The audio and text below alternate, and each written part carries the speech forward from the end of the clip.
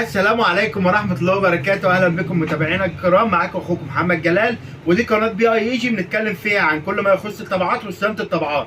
النهاردة بقى جاي لكم فيديو جديد كتير قوي منكم دور عليه، وهو أنا عايز أطبع من الموبايل على طول على الطبعة بتاعتي من غير وصلة أوتو جي، من غير أي حاجة. بس المشكلة إن طبعتي ما فيهاش واي فاي. هعمل إيه؟ هقول لكم تعملوا ايه وازاي تطبعوا بكل سهوله من خلال الموبايل بتاعكم على طبيعتك، ما تروحش في حته تانية. بس قبل ما ادخل على الانترو وارجع واقول لك حل المشكله دي ازاي، اضغط لايكك الجميل واعمل الاشتراك للقناه وشير الفيديو عشان غيرك يستفيد. ويلا بينا بقى نخش على الانترو وارجع لكم واقول لكم حل المشكله دي.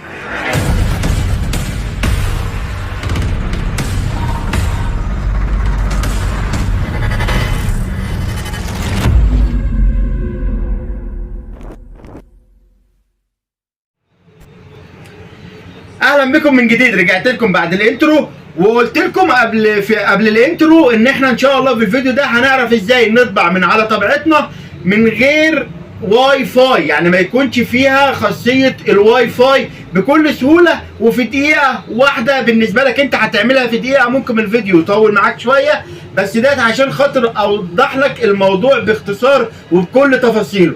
اول حاجه حضرتك هتدور عليها في طبيعتك، او ان انت رايح تشتري طبعه، مش مشكله يكون فيها واي فاي، بس لازم يكون فيها انترنت او يو اس بي انترنت، او من خلال كابل اليو اس بي، او من خلال اللان. طيب شكله ايه المخرج ده؟ زي ما انتم شايفين حضراتكم، ده مخرج اللان اللي انا بتكلم عليه. ده بيخش فيه كابل الانترنت، بيخش فيه كابل الانترنت. طيب دلوقتي انا هعمل ايه؟ مش هعمل اي حاجه خالص غير ان انا هجيب كابل انترنت من الراوتر بتاعي لحد الطبعه بتاعتي او مكان الطبعه بتاعتي من اقرب نقطه عندك، او ممكن تحط الطبعه جنب نقطه الراوتر بتاعتك. طيب السلك معايا هيبقى بالطريقه ديت اهوت، ديت السلك اهو، وهبدا ان انا اوصله كده في الطبعه بتاعتي. بدا ان هو ينور النور بتاع الطبعه بتاعتي، او بتاع ان خلاص بياكد لي ان السلك الانترنت واصل كده والطبعه اريان.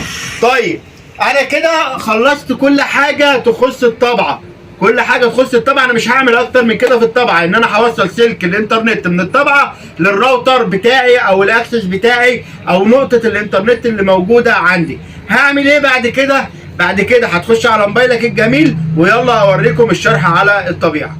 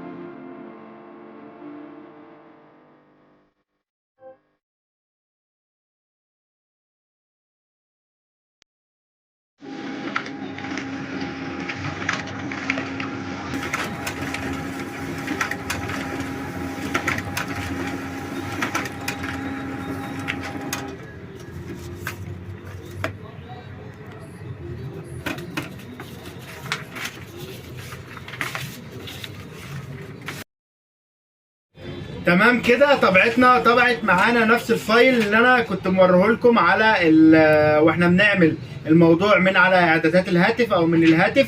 وان شاء الله الفيديو ده بمصداقيه 100%، وان شاء الله تجربه ويشتغل معاك بنفس الطريقه او بنفس التسلسل اللي انا عملته لك. يا رب الفيديو يكون عجبكم. لو عجبكم الفيديو ما تنسوش تدعموا القناه باللايك والاشتراك. اشوفكم في فيديو جديد، والسلام عليكم ورحمه الله وبركاته.